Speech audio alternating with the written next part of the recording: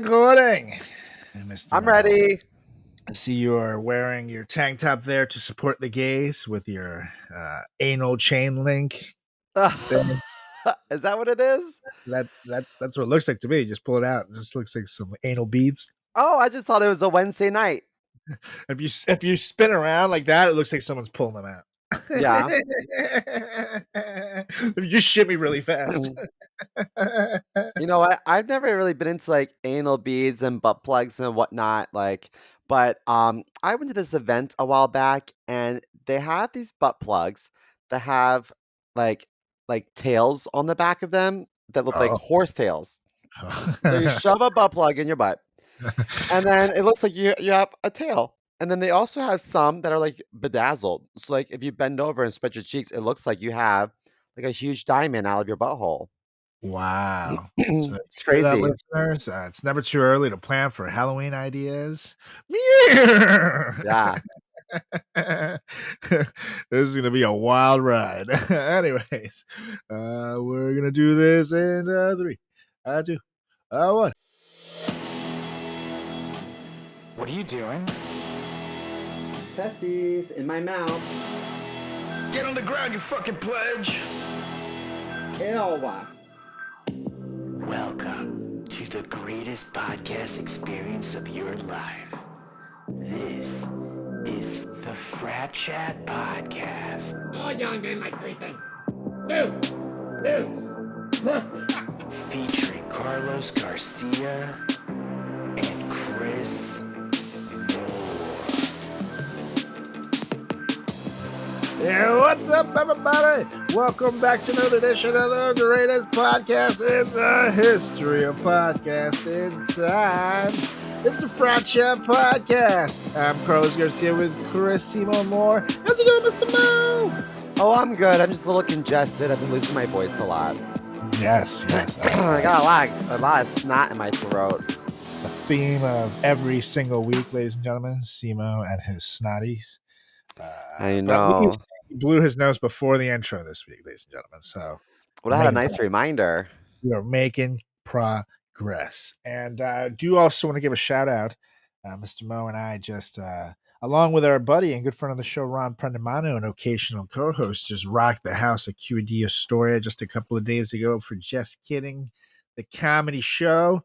And it was awesome. And that crowd was so goddamn fun.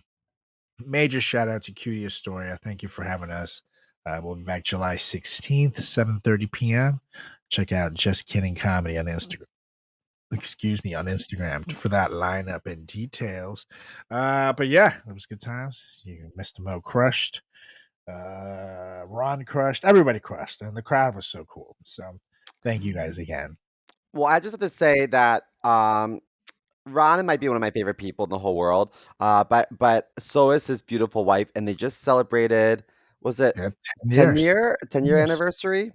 Yeah. Good for them. And good for her. I made it to 3. It just goes to show. Yeah, 3. Woo.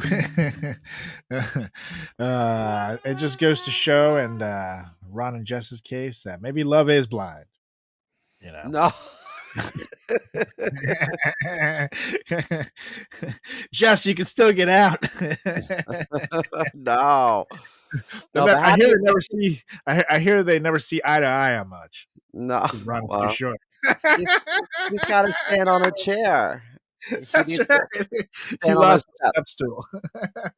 Yeah, little guy. Oh, we love you, Ron. We love you. So, I love you, Jess. So, shout out to you guys. 10 years. That's a long time.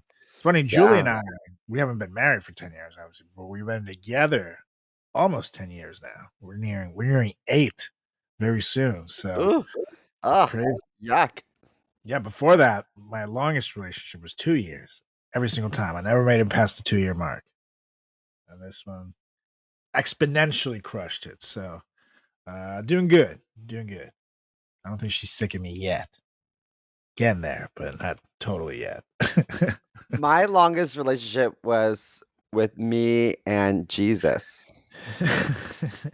Sorry. Who's that? He worked behind the Walmart. Yeah. Yeah. Different guy. Man, Yeah. it's Jesus. Shout out to my buddy, my essay, Jesus. I hope you're doing well. I hope Salvador is treating you well. Hola, mi amor. That's right. Yeah, Salvador's not the prison; it's his boyfriend. Yeah. Just saying. Yeah. Anywho, Anyhow. we as always, we got some letters from the listeners, so we should get through some emails, I should say, because no one's sending us old timey letters, which would be kind of cool. I'm not gonna lie, listeners. If you want to put some extra oomph, I don't know if I want to give you guys my address because I don't know if y'all want to know, people get creepy. But if you're interested in sending an old timey letter, let us know, and I'll come up with like a PO box situation or something. I live pretty close to a post office. And You you can don't send need Carlos's address. I can just share a link of the camera footage that I installed in his bedroom years that's right. ago.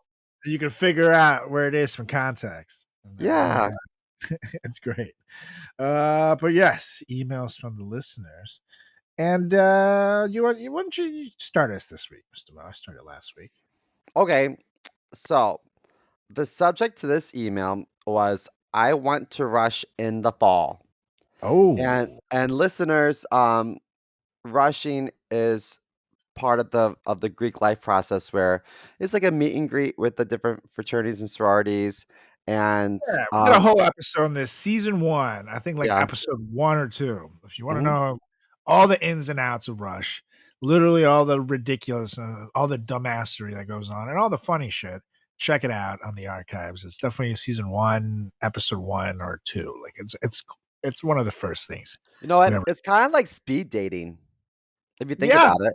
it is with other fraternities and sororities, and it's super tedious to do. Long story short. It's worse for girls because for girls you have to go to all the other ones. I'm pretty sure, and maybe for guys eventually they made a rule, but for me, you only had to go to the things you're interested in. So I was in and out, no fucking around. I went to like just the minimum Rush events that I had to go to like show that like to be like officially in the Rush process because that shit looked boring. I Hmm. went to the wings. We had wing eating, which is awesome, and something else that was nearby. And like we were playing video games one day too and watching a game. So I went to that. But of course, I'm not going to miss free wings. I love that was Bill Bateman. Yeah, buddy. I'm pretty Yeah, sure good that's still wings. that's still a thing. Bill Bateman's, if you're still out there, great restaurant. They had like so many kind of wing choices too. You had like 40 different kinds. Their crab pretzel was fucking incredible. And man, I don't know who they got to check those fake IDs, but they were looking over there or something because I drank there underage since I was like 17. Great time. It says I the mean, one. I drank legally there. Wink, wink. But anyways, get on with your. Oh, it's closed. Bill Bateman's closed in 2018, I think. Wow, Oh that's no. and it was like one of the few places on campus where you could get beers too. Like that sucks. Yeah, Yeah, well, I drank there underage too, so I don't feel bad talking about it because yeah. Now they're closed. Who gives a shit? So yeah. Okay, so this guy wrote, "What's up, fellas? This fall I will be a sophomore in college and I wanted to rush a couple of the cool fraternities." I'm glad he specified the cool ones because some of them aren't so cool. I wanted Mhm. to rush a couple of the cool fraternities, but I've heard some pretty intense stories about hazing rituals. What types of questions should I ask during the rush events to get clarification about the pledge process without sounding like a scared little bitch? Signed, Scared Little Bitch at UMD. At least he's honest. That's Oh, that's University of Maryland. That's College Park, right? UMD? yeah, yeah. Which we've spoken at great length about too. Scared little bitch. Yeah. But let's answer first, and then I'll take it. Okay, well, a couple things.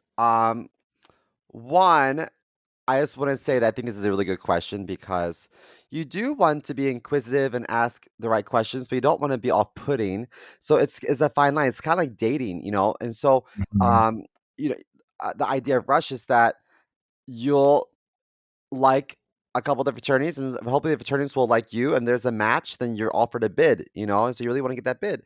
And if you're whining about potential hazing, it can be a little off-putting. I think I'd be like, "What a bitch," you know? But, um, I do wanna say that as of last year, UMD has this new, like, initiative. It's called Fraternity and Sorority Life Transformation Initiative, and so, like, they really are trying to revamp, and I have a feeling that, um, all the Greek life, specifically at College Park, University of Maryland campus, that they are really cutting down on hazing, so I can't imagine anything being too intense because, they're all on thin ice. So if they were to get caught doing anything, like, they're in big trouble. I think that sometimes when you're rushing, uh, there's no need for questions because you know everything you need to know just from spending a little bit of time with them, you know? So I Right. would look to see, is it is it well supported? If it's a huge fraternity but only 10 guys who are there at the Rush event, then, like, they don't care. They don't care Nope. because rushing and getting new members is, like, the backbone of the fraternity. That's how they make money, you know? That's how they stay in business. So if they don't care, fuck it. If it's not diverse and it's all a bunch of, like, country bumpkin white dudes, then they probably don't embrace diversity. They probably say mean things about gay people. You know what I mean? Like, there's a couple of things. You know, if they are just flaunting how much they drink and all the girls, then it's going to be a problematic fraternity. You know what I mean? So, like, if I were to ask Well, that's questions, every fraternity. That's literally how they rush it. We get fucked up and we get yeah. girls. It's in the So intro. I, Moves, moves. yeah. So if I were to ask any questions, it would probably be like, what's your average GPA? Just out of curiosity. Oh no, no, no, no! Casimo, is that how old you've gotten? What's your average GPA? That's how you don't get a bid. What are you doing? Wait, but if the average GPA is below a 2, I don't wanna join the fraternity. I don't wanna fuck up my That's how you scholarship. ask that. You say shit like, "I guess I had to look at my grades and what things do you guys look into? Not charities and shit, but like what are you guys concerned with? Like for us, part of it was getting our grades up because we wanted to win some award, but it was like charity. St. Jude's was a big one to us. So, but my thing is specifically with UMD. Yes, SEMO called it. There is a new program. And also, we've covered this at length as well. Check it out. I think we did some this season and some last season as well. But we literally did the hazing scandal at UMD just to show you why these initiatives became what they became. So the thing is, sure, some of them might still be trying to push the envelope, but I am with SEMO. I do think that most, at least for the next couple of years, are going to lay low and try to come up with new pledge processes. But with that being said, you also have to see how much on thin ice they are, because you also don't want to rush something that's not going to be allowed to like have parties or do anything, because then you're just wasting your money, and then it's fucking boring. At that point, like join a club sports team and make friends that way. Because before the, like at UMD, fraternities and sororities have like giant houses, and it's Yeah. like a very respected thing. But like now, if they're no longer that, then it's like, do you really want to join a sinking ship? So it's like, eh. So see, my opinion, I would worry second about the hazing because, like Simo said, they are on thin ice. See who you can relate with, and at the same time, check out our episode and get some of those horror stories because it's like you can't ask people. It's like, hey, I heard you guys shit on each other. Like, is that true? And no offense, I don't want to get shit on. Simple as that. You just ask it out. You're not being soft, but I would also say know what you're comfortable with as far as what you consider hazing before trying out for anything. So, do you consider hazing like, like getting like people's marriage and signatures, which for us was like doing something for them? Sometimes you clean their apartment and they fucking sign it. Laundry, you bring them a burger. Pick them up from, be their sober driver somewhere, like bullshit like that. If you consider that's like what you do in every fraternity and sorority. And if you consider that hazing, then you shouldn't join. Is it working out? A lot of them do that too. If so, you shouldn't join. Is it eating? That's where you start getting like, the lines of what is hazing, what isn't. Like for me, it was as long as like they weren't physically hurting me in any way, like they weren't trying to fucking hit me, they weren't trying to do something that's like dangerous or shit like that, or like they weren't like being racist to me. I was cool. I was like, shit, that means I don't have to go to the gym today if I have to do push-ups here. You know what I mean? Like for me, it was great. It was twice a week where I was guaranteed like a great workout. And I was like, fuck yeah, dude, bring it on. Like sometimes I would volunteer to do stuff just because like I needed an extra pump, like, so, but that was just me. So it just depends on what you consider it. Like for me, I looked at it as fun. So it was like a show, but ours also wasn't like super bad. Like there were fraternities on campus that were doing apparently some super gay shit. Yeah. The elephant walks and things like that, where like if that would have, if I walk into a room and that's happening, like, oh no, we're fighting, we're having problems. I joined the wrong one. Yeah. Yeah, Simo. Oh yeah, Simo. Oh yeah, good times. So yeah, I would say don't worry so much about the hazing now at UMD. Just worry about whether it's still fun, because we're way out of college at this point, and that I can't tell you. But you'll know right away. So I as also long as you're think, not putting you in danger, you're good. yeah, but I also think like where there's smoke, there's fire, and so like if it's a one-off crazy story that you heard from one person, like I don't know if that's any validity to that, but if a lot of sorority girls were like, just so you know, this fraternity does XYZ, it's probably some truth behind that because Yeah, like like week 4, they stick a people pickle talk. up your ass is different than like one time a guy drank too much and we kicked him out. You know what I mean? Like it's like and things like that get out. Like even our fraternity, we thought we were so good at keeping secrets, but people knew things, and like people were, like would ask me about it. I'm like, and I have to be all sketchy, like, no, I don't know what you're talking about. I'm like, fuck, who the fuck? So the shit gets out, and people quit. Pledge processes, and they talk. It's just that simple. And then we Or never see buddy them tells his again. girlfriend. Totally. Or buddy tells his girlfriend, or buddy tells some other sorority girl because he's trying to impress her and try to get some. So he's like, oh man, I'm so tough. I got hit so hard this week, and then tells him everything. So it is what it is. Things get out. Well, But anywho, that's how Marilyn Monroe got murdered because I think there was some pillow talk. I think John F. Kennedy probably told her things, and then the feds were like, "Uh-oh, like bad yeah, news. went We from, got went from let her know." pillow talk to pill talk as they held her down. Yeah. I'll get it. Oh, Too wait, soon. wait. Did we answer this guy's question? What types of Yeah, questions we should I did. ask during the rush events? So we shouldn't ask about GPA. No, that's fucking lame. I would ask about it. I'd be like, I don't want to set myself up for Fucking failure. what questions should you ask? What kind of things are you still allowed to do? Are you in trouble still with campus? Are you allowed to have parties? What's the hazing policy? I Because would that's ask what the for hazing policy is. And that's kind of how you ask about hazing without asking about hazing.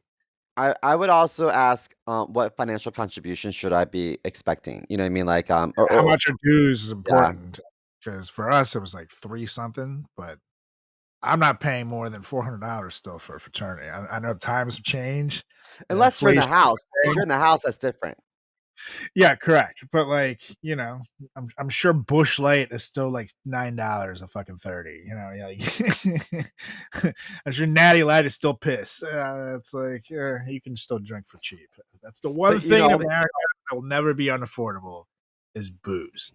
Booze yeah, will always be there. Remember 100%. COVID? Everything shut down but booze stores. Yeah. Record sales. I Now think everybody's that broke. I think it's more cost effective to live in a fraternity house than it is to live on campus room and board. So I think room and board in Greek life, you actually save some money. You also save money with things like partying and whatnot. So it's a little bit more cost effective Well, than it the just depends. It depends because for us, we would get our own apartments, which was cheaper than campus living, but in UMD, the fraternity row housing is part of campus housing. So even though you're moving in a house and there's way more people in there, I'm pretty sure they charge you still an arm and a leg. So Maybe. it's worth finding out. Because sure, living in the house would be sweet, but yeah, it might be super fucking expensive. Because it's like essentially like they get like their own dorms and like a chef, which is cool. But UMD is in an area where there's actually a ton of food already, and campus food is good as it is. So you good? Anyhow, Thirsty turtle. that's right. On for my uh, email from a listener. This one is from Jess from New Jersey, and hopefully it's not Jess Prendamano. Shout out. But the Did you think of the subject, guy or girl? this is a girl. This is a girl. Yeah. She goes, is this cheating or just super sus as the subject? She goes, hey, frat chat bros. It's easy for me to say. Okay, so my boyfriend of 2 years just told me he has a work wife, end quotations. Like, that's what he calls her. They text all the time. They have inside jokes. And apparently they always eat lunch together, in quotations again. I was like, okay, whatever. Maybe it's innocent. But then I found out they have a shared Spotify playlist and not just like any playlist, like love songs. We're talking John Mayer, Ed Sheeran, No Air by Jordan Sparks. Don't know that one. Intimate bangers. So I brought it up and he goes, babe, it's not like we slow dance to it or anything. Like that made it less weird. So tell me, is this cheating or am I being dramatic about the power of a playlist? I'm feeling confused and slightly betrayed.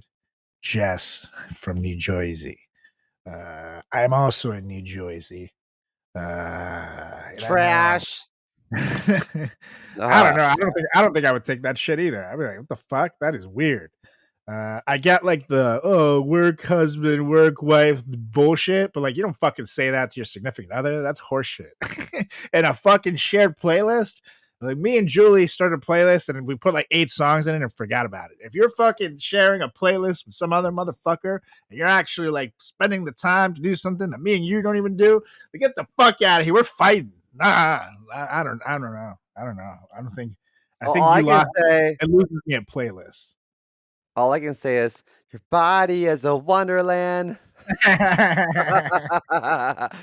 no way. I don't I have think a it's feeling that. they're bumping uglies in the copy room or some shit. I'm telling you, this is weird. I didn't think it's that big of a deal until I saw the playlist and I was like, oh, that is kind of intimate. But up Mhm. until that point, what I would say, so Jess, if you can hear me, I think you should go to his work and you should surprise him at lunch one day and bring enough for him and Jess. I'm sorry, him and was his work wife's name? Did they say no? That's So Susie Q. Bring enough for him and Susie Q and say hi. I was just in the area. I just want to stop by and say hi and get a good look at her because this might be a lot of like um unnecessary worrying because she could be a busted bitch.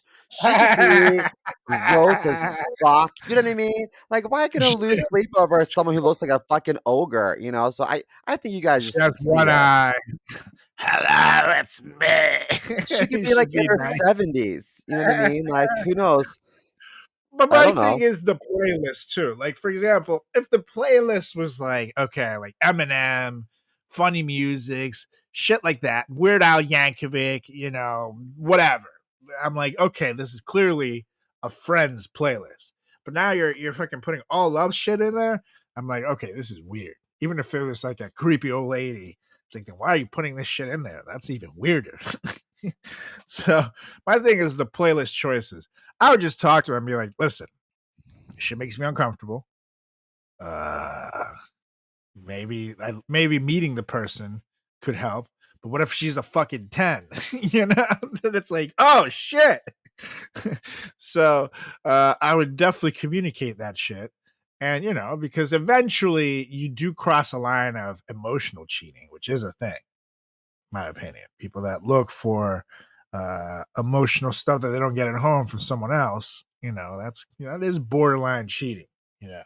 So I don't know. I feel like you're gonna have to bite the bullet and set some boundaries up in here.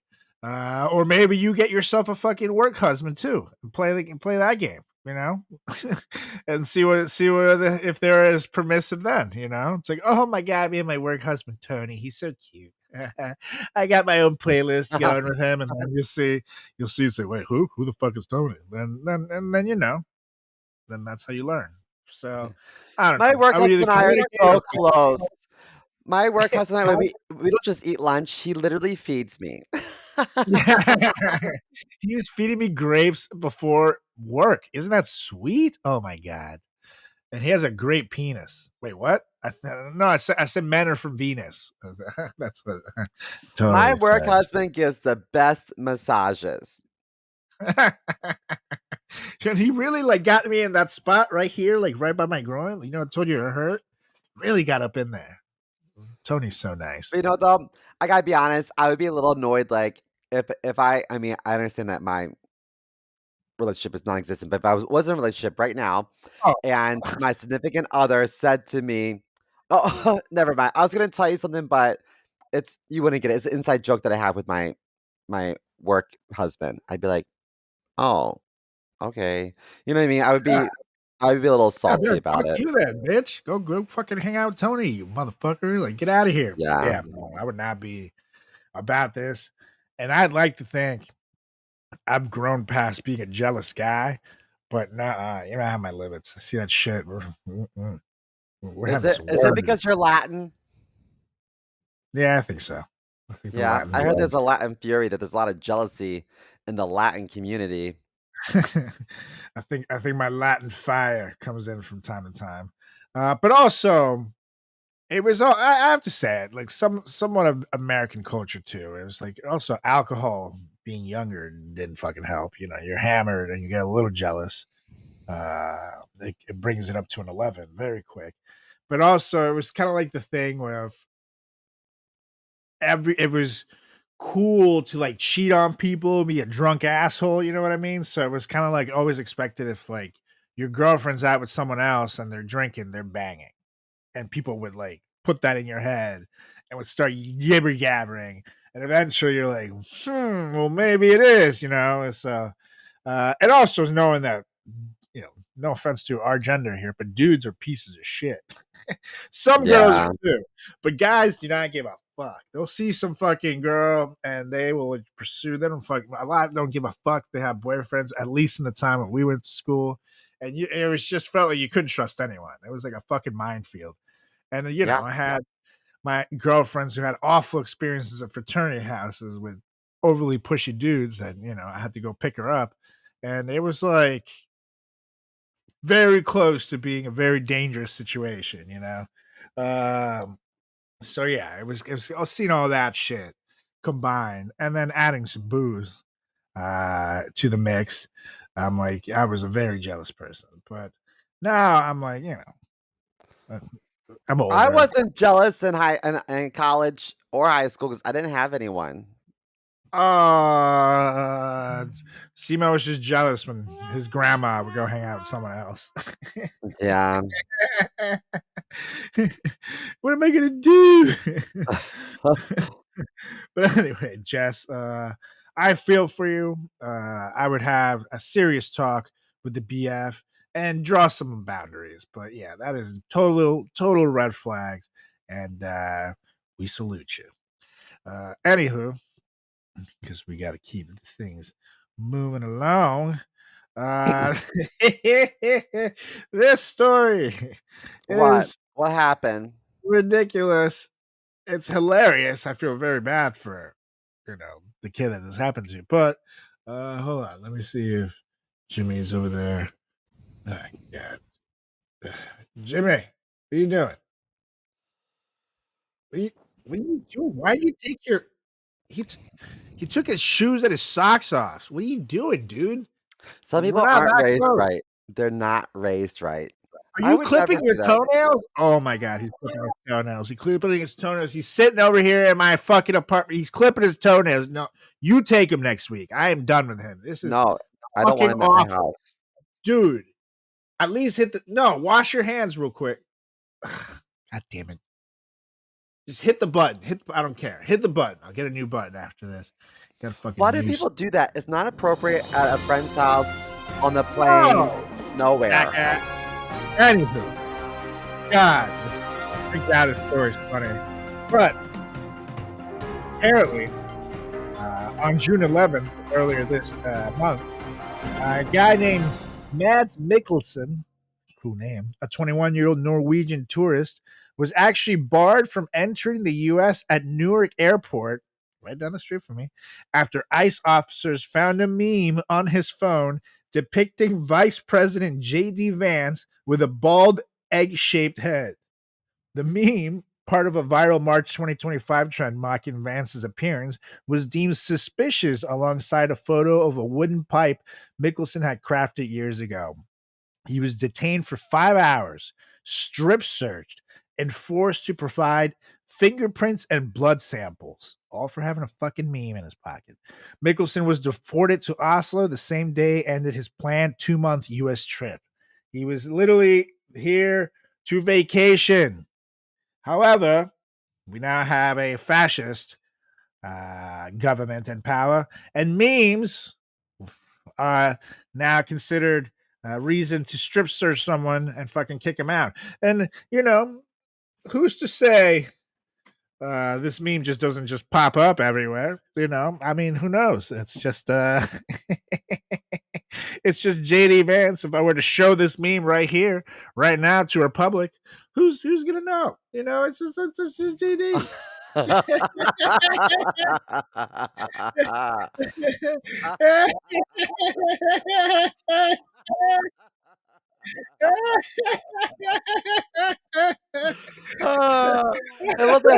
It's like a Cabbage Patch doll. Remember Cabbage Patch? Yeah. Oh God, I'm gonna make this my fucking profile picture. This is fantastic. Let me see if I Oh, can find. God. Let me see. I'm gonna see if I can find I a mean, getting picture. deported for having this is kind of worth it. I'm just saying. Fucking JD Vance, you tool. Oh God. JD himself did the strip search too. Yep, Can you see? literally a Cabbage Patch doll. It Oh looks like God, yeah. that's our vice president. A Cabbage Patch doll. Oh, JD. So, yeah, I cannot believe that we are at the face of the Fourth Reich here, where we're deporting people for having a goddamn meme. Meanwhile, they were sharing like pictures of Joe Biden getting shot when Joe Biden was president not that long ago, and it was funny. I mean, well, egg-shaped JD gets you strip search, but it is what it is, and hopefully, I mean, I can't say things will get better anytime soon, but hopefully the next 3.5 years go by fast. That's all I'm saying. Um, 'Cause, I'm looking at an article that says that he might have had drug paraphernalia or he was suspected of it. yeah, Did they he find did they find any? crafted. No, he had a picture of a pipe that he handmade a wooden pipe years ago, which is very difficult to do. And so they deemed that the JD Vance meme and the picture of the wooden pipe he crafted was suspicious, and they used that as bullshit to then send him right back. It's bullshit. It's all horseshit. It was just really just fascist bullshit. I don't It's bad. I don't associate a pipe with like drug paraphernalia. Like if I think of drug No, paraphernalia, I think of like a bag of Coke. I don't know. totally. I think like a fucking wooden pipe. I think of like an old man smoking tobacco. You know, especially a Norwegian. I don't think of Norwegians as stoners. I think of them as like wise tobacco people. I don't know. Well, I think America has to be careful because like we make a lot of money off tourism, and then if all That's what these I'm other saying, dude. yeah, if Jeez. all these other countries are like, I'm scared to come visit because I don't want to get in trouble, then like our tourism goes down and like restaurants and retail Thank plummets. It's bad you. news. It's Small scary. businesses and that even like the airline industry will collapse. But then here's the thing: it's like between this and the lady who was here legally as a tourist in Times Square, the Chilean lady who they ICE arrested and left her fucking kid standing out there in the goddamn streets, and they didn't even speak the goddamn language, so it was just like terrifying. Horrible. Like that little girl could have died. Like, why would anybody want to come here when they know that those things are happening? So And in Times Square, there's fucking weirdos dressed up like superheroes. everywhere, Instead of dude, like like the worst place kidnapping to kids. leave her. Yeah, like at least leave her by the financial center. Good lord. It's like leave her somewhere nice. You gotta leave her in Times Square, like the sketchiest fucking spot in New York City with all the weirdos, the panhandlers, fucking, like, no, man. Yeah, no. I'm surprised she wasn't like handing out rap CDs by the end of the day. It's like You know Times what? Square. I don't agree with ICE at all. I think that I could spend all day talking about all the reasons why I don't respect ICE. Um, but if I was part of this organization and if I did enough research to find true like immigrant terrorists or people who are like truly bad news. Like if there's someone that crossed the border and they are selling fentanyl, yeah, I want them out of here. You know what I mean? But Right. but if you did your research and you had if you know everything about this person and you found them, then you probably know whether or not they have children. And so I would hope that if someone has to be removed and then children left behind, that ICE would bring along with them some people that work in child services to make sure the kids were taken care of. Because if you've done the research, you know that they have kids. I just think it's such a big miss. Like everything is so sad to me. The poor kids. That's so traumatizing. They're never going to recover from that ever. Mm-hmm. Yeah, it's awful, dude. It's really bad. And now, there's new camps being built in Florida as we speak.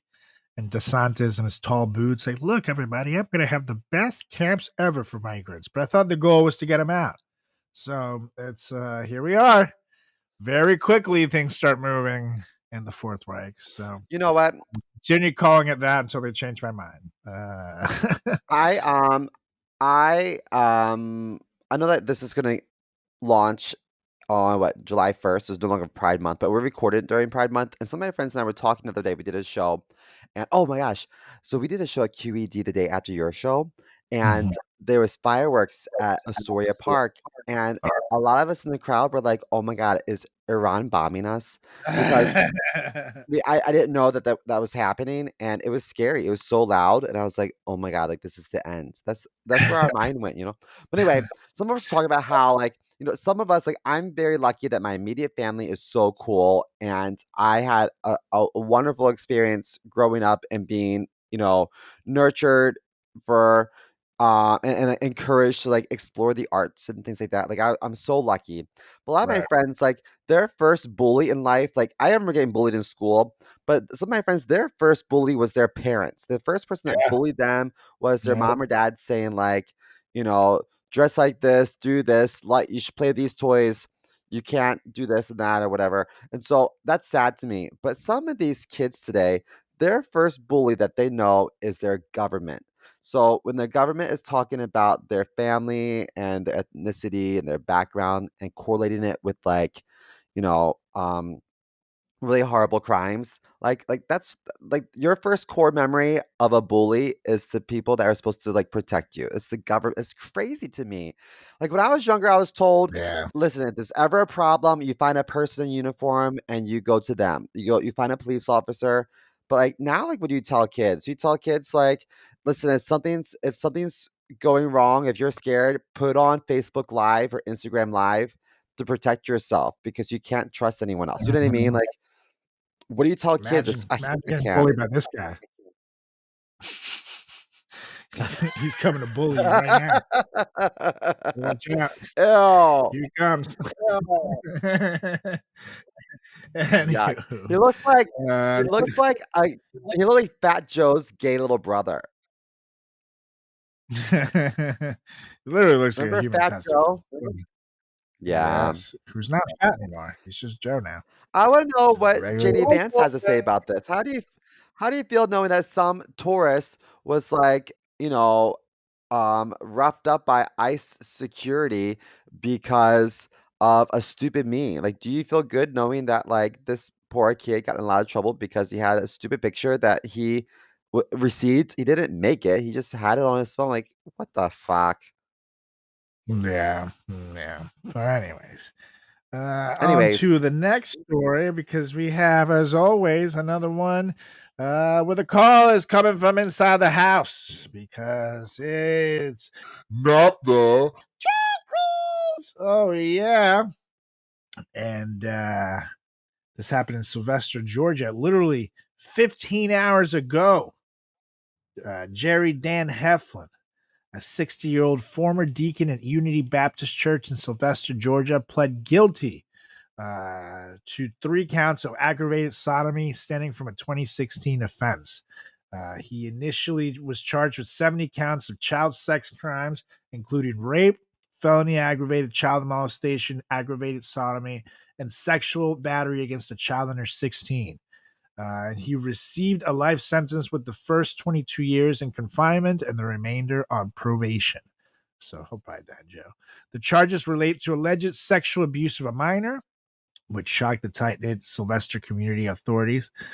Sylvester community authorities arrested him on May 7th, 2024, following an investigation involving the Worth County Sheriff's Office.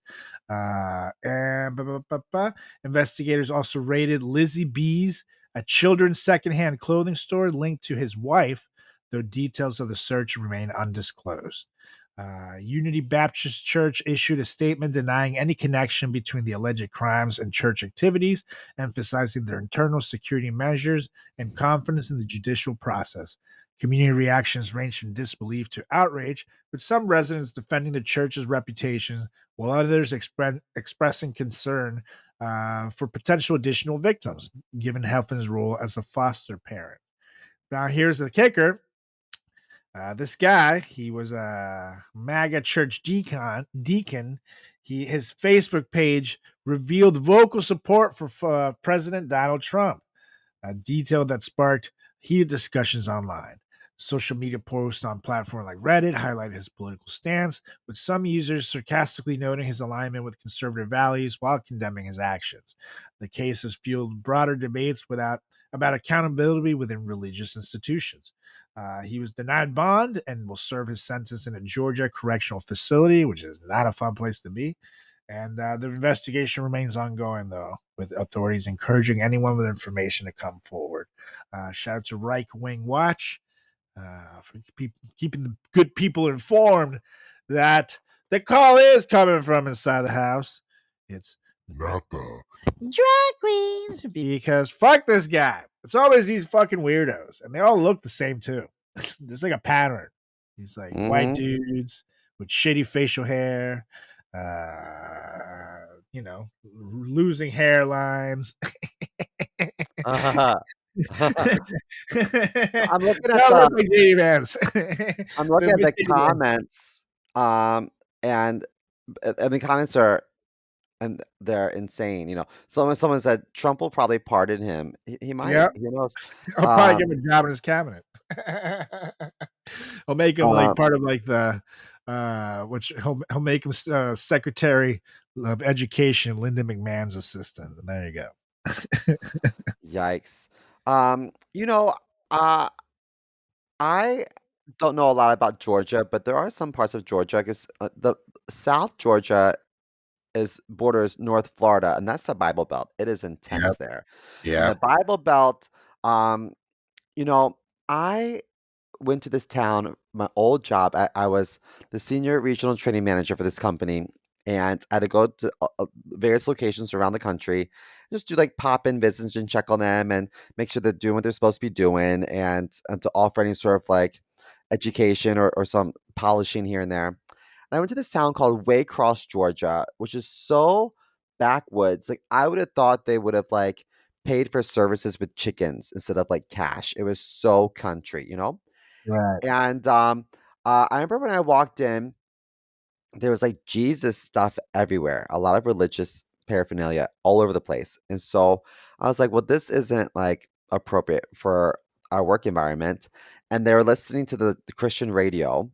And this lady, and so listeners, I work in eye care. So I work with like eye doctors and eyeglasses and lenses and contacts. And so this lady walked in, she had her hands out like this, feeling her way around the space, and she like stumbles in And she goes to the front desk and she says, I can't see out of my glasses. I tried it out for a week. I don't feel comfortable driving.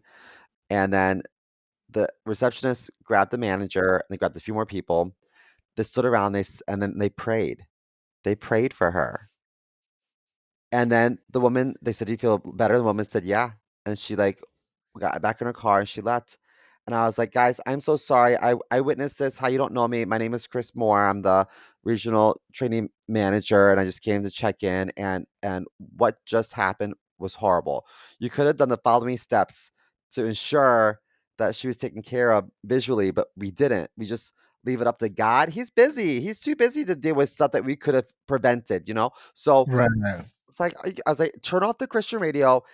So I called HR, but apparently they called HR before I did because they felt like I was infringing upon like the way they do things and their culture. They're like, this is what our clients want. They want prayer. That I lost this battle because they were like, we're not even gonna open this can of worms. Like, let's just leave them alone. Salutary neglect. I was like, this is so crazy.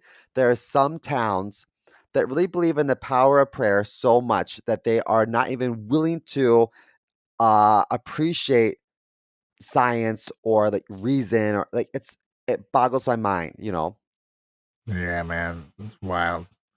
Wild, wild, wild. This guy looks And like a criminal. I'm sorry, but some people just look like a diddler. He looks like he's like a mix between like Humpty Dumpty and a dinosaur. Got like a bullet head. Some people he just looks like a walking dick. I don't know. Fuck him. It's fucking MAGA weirdos. yeah. Ugh, not Well, surprised. that was not the drag queens, ladies and Not the gentlemen. drag queen. However, that means that we are here.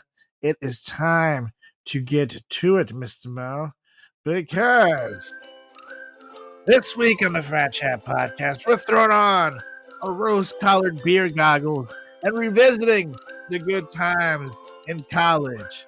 However, we're also revisiting major red flag things we should have definitely known were coming. I throw them into you. Have Jimmy. That was not even the right sound effect. It was this one. No, are you still playing that? I don't understand. What are you doing? Stop playing it! Jesus Christ! You need to go pick him up. You need to come pick up your boy. I don't want anything to do with them. I'm with him. Fucking, I meant you're supposed to do the disc scratch when I say red flags. Let's try that again. When I do talk about red flags, there you go. Yeah, you know, because we ignore these red flags. However, now hindsight is 2020, and we were definitely, in hindsight 2021, red flag away from becoming a Lifetime movie. Because this week is the top 10 red flags we ignored in college, right here at the FratChat Podcast. And I have to say, this wasn't just us. A lot of people did, and a lot of people are still doing it. So hopefully you can listen to this episode and adjust your life a little bit if you're still college age. And if not, you can reminisce about all the dumb shit that you used to do with this episode. So sit back, enjoy, kick your feet up. Unless you're driving, then keep your feet, the gas and brake. It was very dangerous. And we're going to have a good time here. Do you remember at Lowe's theaters? Yeah, they're And still around. They would say, "Thank you for coming to Lowe's. Sit back and relax. Enjoy the show." Yeah. Remember that? That jingle? That was like fire. That is a great story. Hope everybody enjoyed that one. Just Well, you said sit back and relax. I'm like, oh, you're channeling your inner childhood from when you used to go to Lowe's theater. So watch, like Angels in the this is Outfield or whatever, this isn't Lowe's. This is Sandlot. Hose. Now pull the chain, Simo. Hose Theater. Anyways, Boy, crush a tire. Okay, so who's going first? I'll take the first one this week. And Okay. this one is one that I legitimately had, but a lot of people live with this person. They don't see it as a red flag at the time. Venezuelans. Yes, they think this person's just quirky or Yeah. weird. But no, Ooh. this is a giant red flag, and it's the roommate with no fucking sheets on his bed. This motherfucker is out here raw dogging a mattress, no fitted sheet, no blanket, no No pillow, fitted just sheet? nothing, just straight on the dirty mattress, vibes in a fucking stolen hoodie from Lost and Found that he uses as a blanket.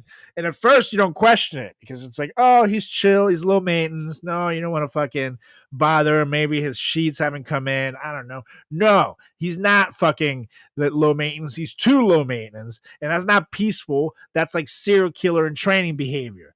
And like if someone can fucking lay down on a bear spring mattress like it's a luxury spa bed, they're capable of goddamn anything. So no, it's not a red flag. It's a red blanket, and he didn't fucking bother to use it. And I remember literally, I had a college roommate that literally did this shit on our college dorm mattresses. Ah. That thing probably had more cum stains soaked in it than a CSI episode. You know what I mean? Like you could shine a goddamn blacklight into it and play guess the cum, and it was fun for the whole floor. It's like, come on. So yeah, if you see a dude like this, move out immediately. It's gonna get worse. It's gonna get worse immediately. Just wait till he decides he wants to save money because he doesn't want to wash his clothes, and he's just rewiring the same shit day in and day out. No, it gets bad. It gets bad, and this person gets messy very quick too. So you wonder Oh. how a person with no fucking furniture or clothes or anything can be so goddamn messy. But here we are. No, I feel like a fitted sheet helps to protect your mattress. So to preserve your mattress, you have a fitted sheet that you wash regularly, you know? Um, Totally. And the mattresses they give you at school too, in the dorms, they're like covered in some weird wrapping or something, but it's like these are mattresses that they just recycle from student to student. Unless there's a visible shit stain or pee stain, which that's probably why they use those plastic covers so you can't see the stain. But these are not fresh mattresses. Like you don't want to be sleeping on like if you bought a mattress brand spanking new and sure it's still unconventional and you want to sleep on that bare butted, sure, you're the first one sleeping on it. But something that's been passed down from college kid to college kid, the college kids we knew, the fucking pissers, the no way, dude. No way. No way. That major red flag that I definitely let slide at the time. But you shouldn't. no, to me, it's no different than like, let's say, let's say we went to a strip club and I got a lap dance and I nut in my fucking drawers. And Yeah. then I gave you the dried nut, gross, crusty drawers to wear. That's the same thing. Yeah.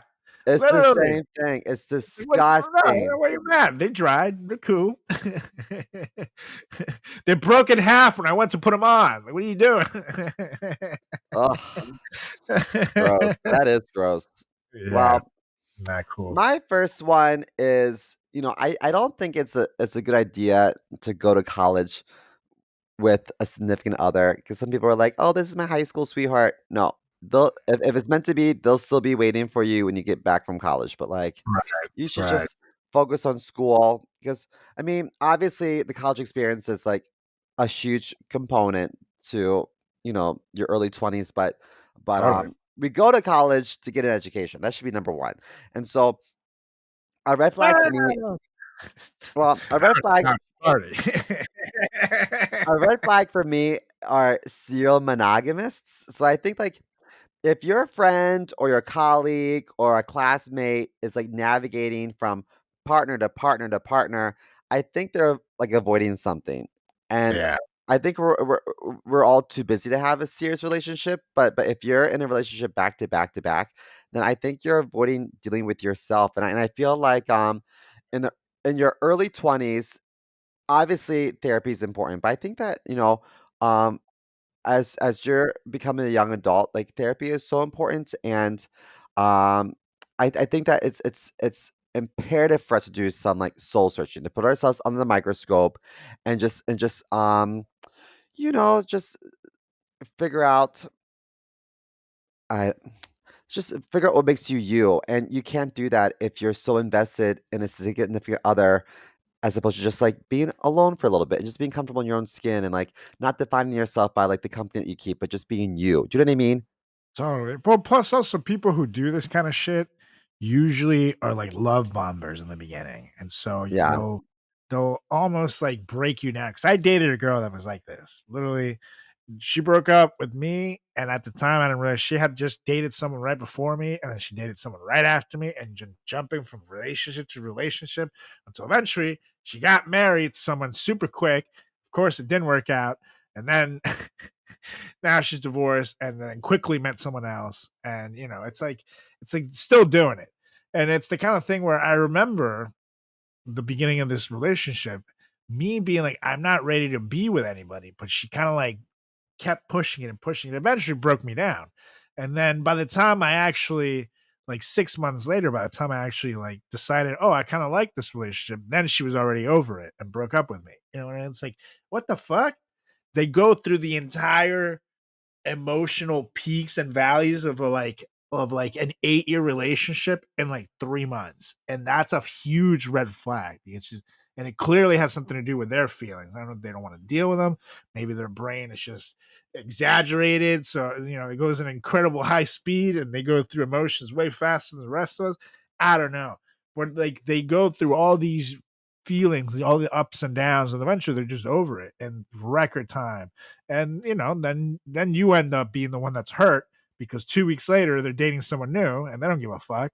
So definitely avoid those people like the plague. If you see someone that's trying to move too fast and they're always dating someone, just know that you'll probably end up being the one that gets hurt, Yeah. not them, because they'll just date someone new in a week.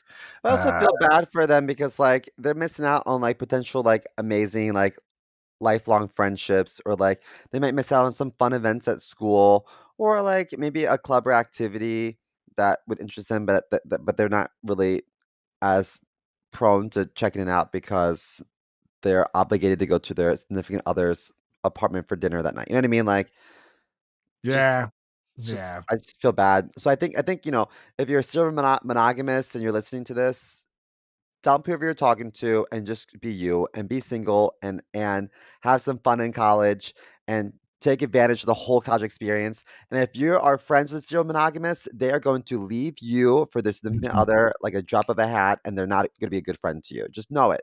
They have a yeah problem. They need it's, therapy. it's true, and the next guy will be the one, but there's always a next guy. Hmm. Anyways, on to the next one. This is one that you have to navigate a crazy line because it is college, but this is your buddy that drinks vodka at 10 a.m. Oh, is that me? Yeah, right. It's Simo. Because here's the thing: it seems like a cool person at first because in college everyone drinks all the goddamn time, but then you're getting close to graduation, and then you graduate, and then you still realize that they're still drinking vodka at 10 a.m. on the reg, and it's been fucking 6 years since you graduated at the point. And that person is what we call an alcoholic. So, no, I know everyone's a fucking raging alcoholic in the 4 years of college. However, you have to keep an eye on who's actually having a good time and who is slowly being consumed by the alcohol. So, hopefully, you can, tell them, hey, you have a bit of a problem, or try to have a little bit of an intervention. Maybe don't push booze down their throat if you suspect things like this, because really, we all know it. All the party school, especially, it's like for us, we would have Tiger Fest, which is that a Oh, I weekend love worth of Tiger drinking. Fest. Hell yeah, you would wake up at 10 a.m., fucking not even sometimes 8 a.m., do like kegs and eggs, start shotgunning beers by like 9, and by like 2 o'clock in the afternoon, you are fucking stumbling down the street, trying to go to a concert or whatever, and you're barely coherent. And that was fun, but it's if you look at it, someone would be like, damn, that's that's some alcoholic behavior. And that's college. It's everybody borderline being a fucking wild animal. However, some people end up legitimately having problems with it. So like I've seen friends who unfortunately became alcoholics and had to stop drinking altogether because it's just, they couldn't handle it and they became different people. So, alcohol is not good for everybody. Uh, Unlike weed, weed is awesome. You don't have to worry about someone fighting or ruining the party on a little bit of weed. Let me just say that. Well, I think But that sometimes think like we grow out of a lot of behavior. So like, partying all day every day in college, like that's normal for a college student, but once like you're out of college, like it's maybe not the healthiest choice. And it's no different than like, okay, if you are a 5-year-old and like you got excited and pissed your pants, or you held it in too long and like pissed totally, yourself. Yeah, very I normal. give you leeway. I guess that's what kids do. But when you're my age, pissing your pants, like it's weird. You know what I mean? So I Yeah. do think that some misbehavior you gotta leave at school. Absolutely, absolutely, and that's very well put. That's exactly what I'm trying to say. Yeah, some people unfortunately stay the college person forever, and it's not cute when you're nearing 40. Let's just say that. So, definitely keep an eye out for that shit, and watch out for your friends too, because And watch out for shit. that's right. You always gotta watch out for shit. Yeah, it's Look up everywhere in New York. It's everywhere. But anyways, what you got next?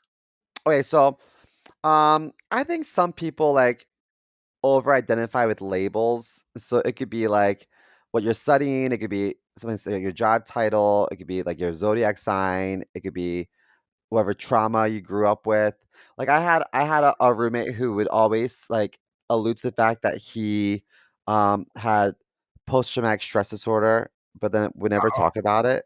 So he'd be really? like, yeah, he'd always talk. I'll tell you what it is after the call, but he would always be like, I'm living with post traumatic stress disorder. Like that's you talk about this a lot. You know what I mean? Like it's just weird, but it's almost like he defined himself that Nam. way. I was in Nam, dude. You were there on vacation last year with your wife. What are you talking about? Well, like, okay, so I'm gonna give an example. And when you take a theater class in school, or I guess an acting class anywhere, and you know Yeah, this, yeah, like the first day you want to get to know each other and build communities. You go around the room. It's like, what's your name? What's your favorite food? Like, what brought you here? And people are like, so I would be like, Chris. I love to eat carbs. I don't really have a preference, just carbs. And what brought me here? I've I'm always had gay. an interest in theater, and I'm a homosexual, and that's what we do. So so I'm super gay. exactly. So I remember I took a class, and there was this girl, and she had a hat that said ZTA, and she had a sequin top that says ZTA, and they're like, "Okay, no Susie Q. Tell us about yourself." And she's like, "Well, I'm a Zeta," and I thought to Oh, myself, "No shit, Sherlock." But some people really just like, um, they took so much pride in like whatever group they were in. I'm like, "Well, are you a real person? Like, is there anything else right. aside from like this label?" And So some can I ask people, your name first? Like, so some people are like, I'm so and so, I'm an acting major. Okay, but is that all you bring to the table, or do you watch reality TV? Do you play GoldenEye? Like, what kind of food do you right, like? Do you like to drink? Like, you know right. what I mean? So I just think that some people are so quick to like almost like pigeonhole themselves into certain communities because that's how they identify. But like I'm a gay man, but I was in a fraternity and I was also in theater, and I know it doesn't really make sense, but like I didn't really define myself as like, well, I wasn't openly gay, but I didn't define myself by sexuality or by my major or by my Greek organization. I was just me. You know what I mean? I wish more people were just them. Totally. And even like I took an acting class in college and I mean sometimes I guess I would wear the rush shirts and shit. So you knew that I was in a fraternity, but I never made that a talking point. I never once like if anything, those classes, like I assume no one gave a shit. You know. It's it's like the acting world, like acting majors don't give a fuck about the fraternities per se. Except, you're a big exception, but like no one cares. It's like when I would go to I was also in the swim club in college, and sometimes I would wear the shirts and stuff, but uh I firmly assume that those worlds did not give a fuck, or else I would see them out at the fraternity parties, and I didn't. So it's like those people just don't give a fuck about it. So why am I going to talk about it? You know? So yeah, I'm with you. Like you should be more than the group you're in, whatever that group is: fraternity, sorority, sports team, fuck the band, whatever it is you're doing, photography, chess club, math club, whatever. You should have at least. And no, in college is around the time where you're starting to figure out who it is you are. Some people are uncomfortable still. You're growing into yourself. You might not know exactly who you are yet, but know that you should be more than just whatever group you're with. And that's just in life, you know. Yeah, Whoever it is I you are. agree. You know, I saw this stand-up comedian recently. I'll tell you this person's after the show too. But he was um, he was like, I only hang out with Geminis and Scorpio. I know total Aries energy, right? Like I know, but like it's just this what it is.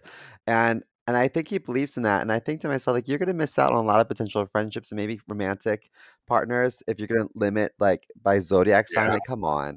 Like totally. maybe there's some validity in zodiac signs. I don't know. I'm not an expert, but I do know that if you're going to label someone based off like the their birth date and the month of year, I mean, come on. Yeah, no, I agree. I completely agree. It's wild, and but people, I guess I wish I was cool enough to be that picky. You know what I mean? Where you can't just be like I don't give a fuck. Like I just really don't give a fuck. Like I don't give a fuck what your with yours sign. If you're an Aquarius, I don't give a shit. Like what? I don't know. Like, are you a good person? Do you have money? Yes, can I Those are have the it? things those are the Those are things the I think things that about. I want to know as well. Yes. How much of it can I have at once? And can I have some Yeah. more tomorrow Are and some you other? fun to hang out with? Are you a nice person? Are you gonna pay for this Uber? You know? Will you pay my rent? Because I am Yes. out of money. Yes, those are the questions you wanted from your friends. Exactly. Exactly. Anywho, that was just you. So now it is moi. And this one is one that I think everybody is guilty of, especially if you went to a school like ours that didn't have fraternity housing and things like that. But it's the sketchy living situations you accept to get to live with your friends. Because let's face it, no respectable homeowner wants a bunch of drunk college kids living in their properties. I get it. The average college kid will definitely get shit faced, try to have parties, and probably do a lot of damage and destruction to it. With that being said, college opened the door to so many slumlords because the demand was there. People need a Yeah. place to live.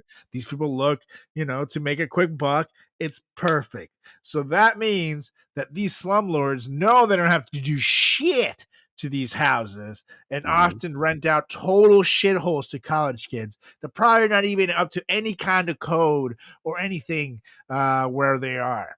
Like, for example, there's a reason why every frat house basement looks like it came from a Friday the 13th movie. And like you can literally collapse to the floor and go down to hell. And that's because that's all we could fucking afford to get. And you Yeah. would be doing a tour of the property, like, okay, smells like shit. Half the stairs are broken. The yard is full of crack needles, and there's only one bathroom for 9 of us. But great, when can we move in? You just take whatever the fuck you can get because you just take whoever will rent it to you, and that's always bad because whenever you go to move out, these assholes always try to fuck you over and act like their shithole house or apartment is a goddamn kingdom, even though literally it was like missing windows and like the fucking floor moves up and down like it's ready to collapse if you jump. Like Holes in it's the bad. wall. Yep. Yep. Yep. Yep. Yep. Yep. And you do it because you want to live with your buddies. And like it's cheaper than campus. If you're like me, where you're paying for your own school, like you save you would, I mean, I know now renting is expensive as shit, but at the time you would save like a good 10 grand a year, which is a huge amount of money, especially for a college kid. So yeah, no, it's wild. It's it's something that I'm definitely glad, even though I live in a rent controlled old apartment in Hoboken, it still has a semblance of standards for God's sakes. Meanwhile, who knows what my apartments were made of back in the day in college. They were awful. I lived in some really sketchy situations just to be with my buddies. I remember going to one of the fraternity houses and they had this like custom built-in microwave that was over top their stove.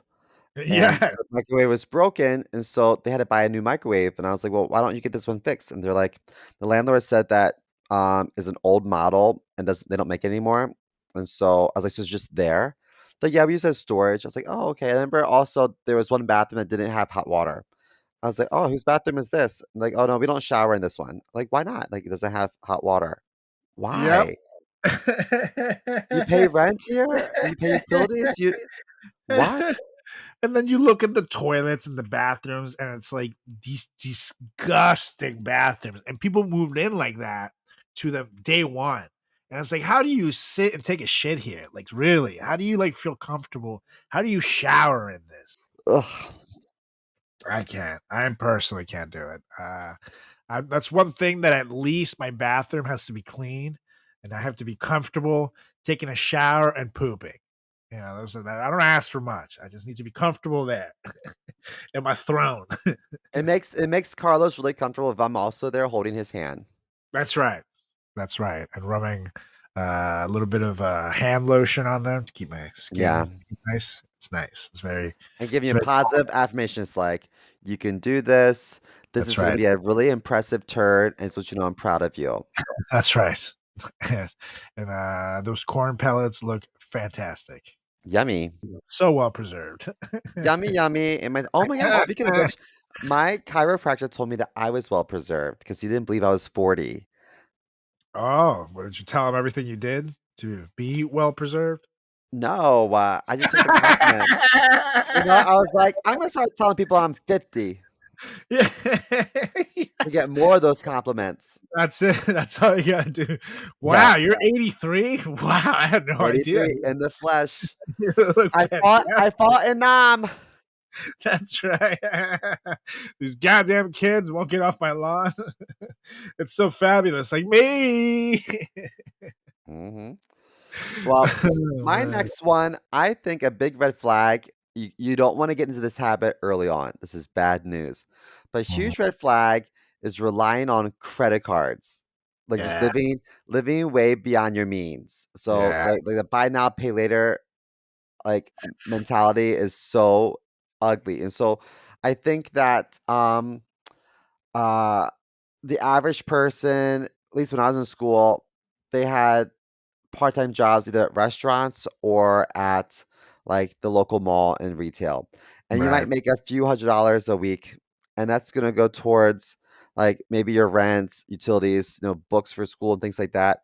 Mhm. So if you get suckered into sign up for a credit card, and because there's like, you know, Citibank was always on campus giving away this free college t-shirts, Yep. and by signing up for a credit card, bad news because once it feels like you have unlimited funds. I mean, it's a bad road to go down. I'm still paying off stuff from my 20s. I have credit card debt that I'm still Wow. paying off. Yeah. Like, I don't have any like school debt. I just have some. What I did was I had some medical issues and I didn't have an accountant. I didn't know what was right or wrong. So I opened a credit card to pay off my medical debt because I thought that was important. I thought, okay, they saved my life. They should be compensated. Now looking back, I could have negotiated a lower price at the hospital. I could have um, got a payment plan at the hospital. And that wouldn't have affected my credit as much as my credit card that opened up to pay off the hospital. Does that make sense? Totally. Totally. But Yeah, they'll get you. And yeah, here's the thing though, even if you like, for example, Simo's, your situation was out of like an emergency. There's people who don't do it that way. There's people who, for example, I had a friend who would pay for everything on their parents' credit card that was given to them as like use it for an emergency thing. And they're like, "Oh, I'll buy the alcohol, and you give me cash." And that basically they were using their parents as an ATM.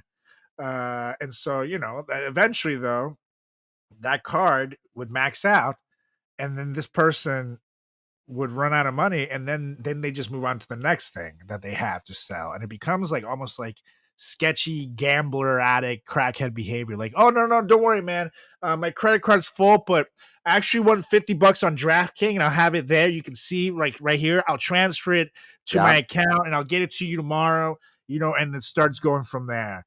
And then and literally it's like you're fucking like in debt in jail. You know what I mean? Like this person will eventually move on to other compulsive behavior that would just make things worse for them and will really strain your friendships. So because then you're like, this person always needs something. You don't want to fucking hang out with someone like that.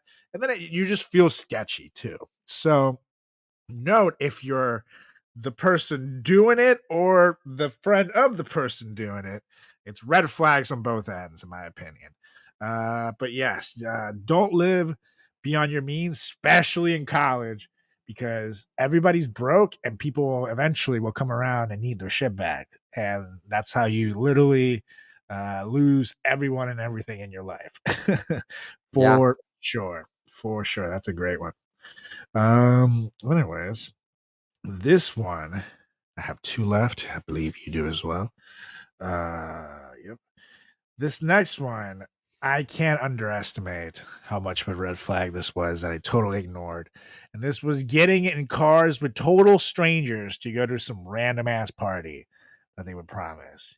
Like in college, literally so many times you'll trust someone who you just fucking met because you're like, hey, I got a cool party to go to. You want to come with me? Get in my car, which is really the recipe for freaking serial killer movie. And this is especially worse like when you're a freshman and you don't really know anybody quite yet. And it's like that first week of school and you're just trying to figure out the town or the college area you're in, and you're just meeting random kids, and it's all like you'll see some fucking like upperclassman looking guy there, like, hey, just get in the car and I'll take you to a party. And it's Yeah. like, and not only is it Or super jump in the sketchy. back of my pickup. That's right. Get into my pickup. It's Yeah. like, oh, cool. And not only is it that you could meet a serial killer, but I probably got in the car with so many drunk drivers that you think I'm visiting Pete Hegseth's house. You know what I mean? It is not good. And this was also the case for buying weed back in the day, especially because back, before it started being legalized, I did some of the sketchy shit ever to get weed in college. And you would Yeah. go to the sketchiest places, get in the sketchiest cars, and it was just a combination of bad decision next to bad decision. And I honestly, I don't know how I did not get murdered in college in the quest for fun and weed. Like I think like going to the dispensary and just being able to get whatever you want right down the street and not have to worry about getting stabbed is such a life changer Yeah. from back in the day. Especially when your like regular person was out and you had to like find it for someone else. It was always like the weirdest. Oh, I have a friend, but just know he just did 10 to 15 for aggravated assault. So don't make eye contact with him and you're fine. You're fine. We had a couple of those friends in our fraternity. Yeah, right. Yeah. Ooh. But yes, this is something that probably still goes on today. So you just I would say just be mindful of, you're having a few drinks, you're meeting a total stranger, you get in the car, you don't really know where the fuck they're going to take you. So just, be careful, especially if you're by yourself. Always buddy system up. And hey, it doesn't hurt to invest in some pepper spray, people. Just You saying. know what's really funny? Okay, so remember when I first moved here, I lived in Forest Hills for a year. Yeah, yeah. So it was like a 15-20 minute walk to the train, and like on like a really cold day, a really hot day, it just sucked. So sometimes I would walk to a different train that was even further, but it was an express train. So I was like, I know it's a further walk, but Right. the commute is a little bit faster. And so there are cars on 108. This is in Forest Hills, like off at like if you're on like 63rd Drive or Road or I don't know. But around there at like on the corner, like this 108, if you're standing there, people drive up and down the street, strangers, and they'll say, "I'll drive you down the street to the express train station for $2."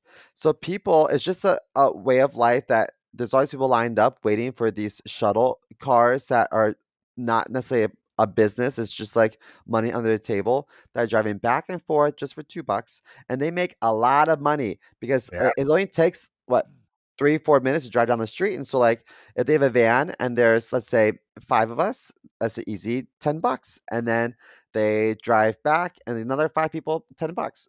All and they can do Totally. that multiple times and make $100 an hour easily. So it's just so crazy to me how trusting we all were because we're like, ah, this is what we do here, you know?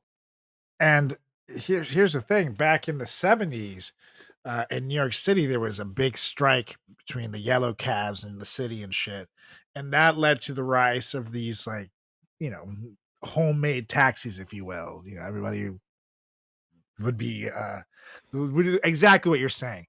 But there was actually a serial killer who activated and operated under that, under being a fake cabbie, and he would go pick women up. It's like, oh, where you going? I got you. Give it to you for cheap, and pull off somewhere and pull out a gun and be like, "You SMID or you're dead." And eventually they caught the guy, but he wasn't just the only one. It was like a known thing. So, with that being said, it's like same exact thing. At least nowadays, you have things like Uber, where you can at least be like, oh yeah, tell me where the party is and I'll meet you there. But I just feel like, since you, especially like I said, that first week freshman year, when you're don't know anybody, you have to like trust everybody anyways, where people will still make this mistake. But hopefully, watch out. Yeah. But anywho, Well, uh, my next one, I think is a little closer to home for us because we know some people like this, but I think it's weird when older alumni still come to like the opening school year freshman parties. It's weird. yes, it's So if strange. you're approaching 30 or in your 30s and you're trying to hook up with young 17-year-olds, it's very predator-like behavior. And Right. depending on the state, it could very well be legally predator-like behavior. But I think that it's just in bad taste to let's just call it what it is. You're taking advantage of young, impressionable people that don't know any better. You know? Yeah, totally. If you are nearing a prostate exam, you should not be at a college party, bro. Absolutely not. Hang out with people Just your own age. And like what so if you're let's say you're in your 30s and you're working full time and you're maybe you purchased a house and you're paying a mortgage, what do you have in common with a 17-year-old girl who just decorated her dorm room and is, living on her own for the first time and is probably gonna do her first load of laundry ever. You know what I mean? Like, what do you guys have in common to talk about? You're gonna talk about politics. You're gonna talk. It's just weird to me. It's no, so totally. bad I think news. I think the only alumni I can accept coming to a party would be if you just graduated, like, you graduated the semester before and you still live in the area. Sure, come out to a couple parties. You're around. It's fine. But after that, uh-uh. And yeah, and the freshman party still, yeah. As soon as you graduate, you can't come to that. Yeah, But you get one more year to get your shit together after college, in my opinion. If you still live in the area, and then you gotta get the fuck out. And that's what I did, at least, and it worked wonderfully. Applied to grad school, started my degree, started working, then got out. Yeah, nice. But I can't imagine like some of the people that we know that, they had graduated 10 years earlier and were still coming out to parties, you know. looking for freshman chickadees, if you will. You know exactly who I'm referring to. And yes, Yep. we would refer to them as chickadees. I'm like, ah, gross, And which made dude. him sound even older. It's like, come on, bro. Like, that's not helping you. Like, yuck, man. Yeah, it's bad. It was bad. It That's was bad. like that's like me going to a party at the age of 40 and being like, Nito Coolo, wow, what a Yeah, rad, attire you're sporting. You're super cool. Like and when it's I was bad. your age, I wore Adidas tearaway pants. And it's Let me bad show 'cause you a I know picture. the I guy have a we're Polaroid talking in my about, pocket. literally was way older than me. And he, while I was in college and he was long graduated, dated someone who was a year younger than me and was from the same town, ended up in the same college. And like, they were like Facebook official. And I'm like, pretty sure she was a freshman at the time, maybe a sophomore. It's like, dude, how is this even? Like, how do you meet her parents and her dad not be like, who the fuck are you? Like, what? It's fucking And like, weird. me and Julie are 8 years, 7 years, like 7.5 years apart. Like, we have an age difference. But I can't imagine dating Julie while she was like a freshman in college and I was like 20 something, like that would have been weird. Yeah. It's like I met her at like the right time. She was out of school. We're both still in our 20s. It worked out, but like, what the fuck, dude? No. No, I can't imagine meeting her at a rush party. Like that would have been insane. Like, what a loser. Oh boy. Horrible. Yes. Anyways, that's a very good one and definitely a red flag that I wish we called out more. If you see this shit now, be like, yo, can someone kick out the fucking grandpa and tell him to go to his ARP meeting? Like, Yeah. get out. Age limits at parties for sure. Like Now with where's that his being oxygen tank? Does somebody have his said, oxygen tank? are these hairs from the dog or his toupee? I can't tell. Yeah. They look very similar. But this last one actually goes hand in hand with yours because, sure, the one thing that's creepier, in my opinion, than the alumni who's way too old and still shows up to parties is that one professor who partied with students. And we all knew one. At first, it's like, yo, Professor Thoms is at the party. He's cool. But then 5 minutes later, he's literally taking off his wedding ring to do jello shots of a sorority pledge. And that's not fucking cool. And even Yeah. though it's legal, it's a little creepy. Very creepy. And this man like clearly missed his tenure review and is now out here trying to be the next Van Wilder. You know what I mean? He's like, don't call me professor. Just call me Rick. Rick, you're 43, motherfucker. You should not be shotgunning beers with a kid who just failed your goddamn midterm. Like, what are you doing, bro? And that, I believe you had a professor like that. I definitely had a couple professors like that who were, I don't know how this is not grounds to get fired. Like, if you go out drinking and bang your students, you should probably not be working there. Like, what the fuck? Even though it's legal, it's weird. It's like icky. I think it's weird. I think it's a conflict of interest, because And there's if the power dynamic. It's like, oh, yeah, if I get a good grade, um, because I partied with my teacher, but then Joe Schmo didn't get a good grade, but our work is comparable. It's just that he doesn't party with his teacher. Like one could argue, well, maybe if I would have partied with my teacher and drank with him, then I would have gotten a better grade. Um, right. I I had this teacher, let's just call her Barb, in the theater department. And she was known to come to parties and get lit. And one time we're at a party, and I don't think she liked me very much, to be honest. And the feeling was mutual. She wasn't very nice to me. And so, um, uh, one time she asked me, "Does anyone have any Coke?" And I said, Oh, "Oh, I think so." I opened the fridge and pulled out. I was like, "We've got Pepsi and Diet Pepsi."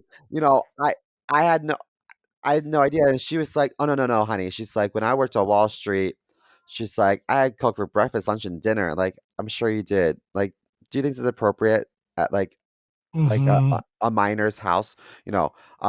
So well, I no, I don't think anyone was a minor, but they were all, under 21. So anyway, So um, there weird. was a lot of nudity in the theater department. People were Yeah. very, like like, proud of their body, and that's great. I at the time was not, but people, a We're lot of people. Jim, can you please put your pants back on? This is the Grinch who stole Christmas. You don't need full frontal nudity. Damn Correct. it! Yes. So I'm all about body positivity, but I also think there's a time and a place. And at like a cast party at the wrap of a show, I don't want to see my teacher topless, and she was Right. sometimes. And Ooh. I just thought to myself, like, how do I go to class on Monday after Yeah. this? One Yeah. time, she got so smashed, she crashed on the couch of my friend's um apartment, and they woke her up, and she was like, "Oh shit, is today Mother's Day?" And my friend was like, "Yep." She's like, "Oh fuck, I gotta go do the whole mommy thing." All right, guys, great party. Thanks so much. I'll see you soon. I thought to myself, "Oh my God, this is That's so bad." wow, dude. That's insane. Oh my god. Oh, I gotta go see my kids. Fuck. Hey, sweet dick, Jim. See you tomorrow. I think that like when I was in high school, there was a few teachers that just graduated college. So didn't seem like that high of a age difference. So if Right. I'm 18 in high school and my teacher's 22, Mhm. um like I can see how like sparks might fly in some cases. Right. I don't support it, but I do think like if you just wait one more year until they're out of high school, then like you don't have to worry about Totally. any any chance of getting fired or like any like legalities or just wait. So I can see how like in college people might feel like, okay, we're all over 18, so it is completely legal, but just because it's legal doesn't mean that it's right. Just because it's legal Right. doesn't mean that it's like kosher behavior, and it's just fraternizing with your students it's tough Yeah. now. And like, Am I I was 21 as a senior, I believe, or maybe 22, but like at that point you're a grown ass person. Like technically I could have bagged a teacher, but like it still feels weird. Yeah. Like it's weird. And I'm not gonna be wrong, I had some attractive teachers back in the day that I totally would have yeah, taken a helping of never mind, I'm not gonna say it. But but it's still like it just felt weird. Like it's not, I don't know. I I don't think at my job, I have an elevated position, and so like if there's a company party, I'll totally go. And sometimes I might leave a little bit earlier, or sometimes like just because I appreciate my team, I might buy a couple of rounds of shots before I go. Hey guys, drinks on me, let's go.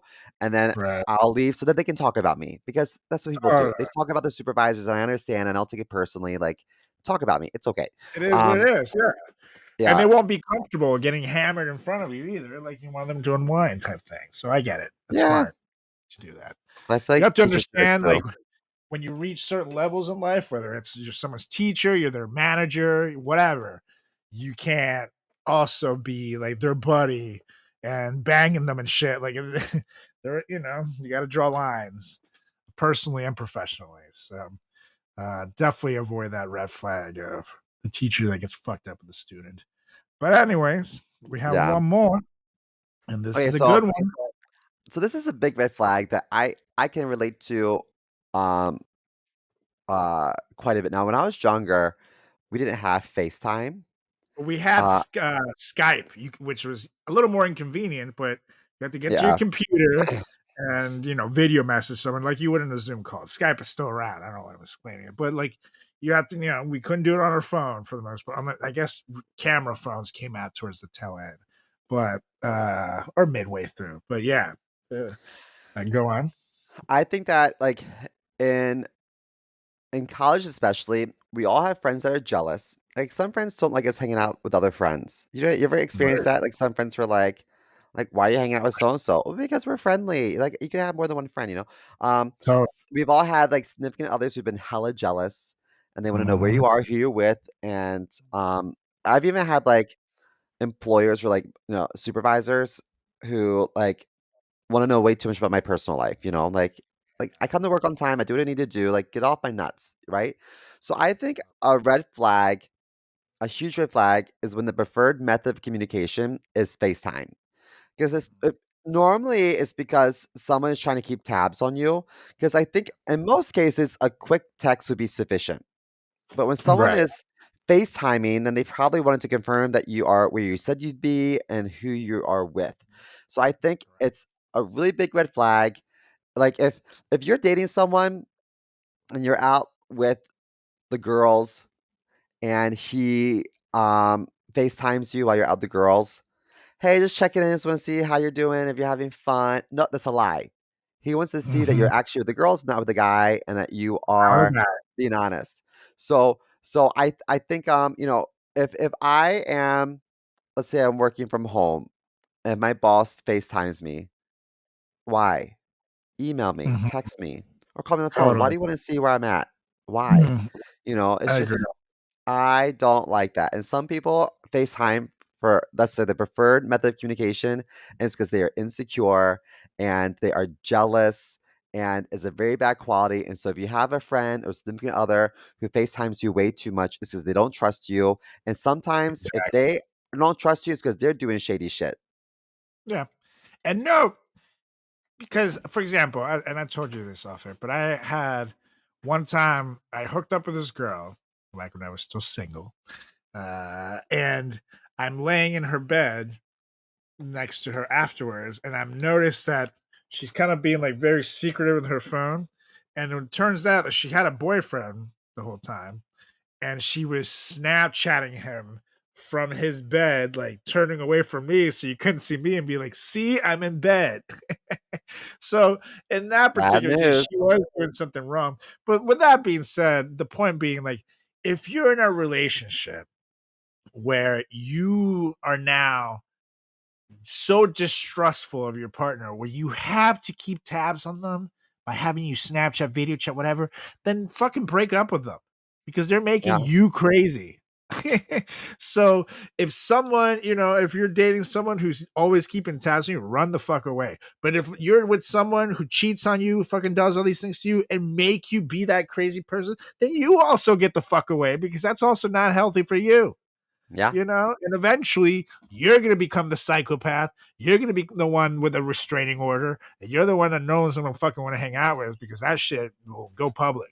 So fucking keep your crazy in check. And so this goes both ways. Don't be with someone like that, but also if someone's a fucking, your boyfriend is a fucking whore, then just break up with them already rather than do this to yourself. It's not Hmm. it's not cute. Jealousy's not cute. And pursuing people, be like, where are you? Whatever. Let me see. It's like the one of the most unattractive qualities someone can display, in my opinion. And also Yeah, it's and scary. that's just the beginning. Because after they're doing that, and then next they're gonna expect to go through your cell phone and Mhm, to meet all your friends, and they're gonna want to mhm. come with you to every event because they don't trust you, and they'll Yep. say to you, "I trust you, I don't trust your friends." Other No, people. they don't trust you. So Mhm. it's bad news. Yeah, it becomes very toxic very quick. Hmm. And and this is something unfortunately you see a lot in college. Um, Again, the alcohol is flowing. People are trying to bang each other left and right.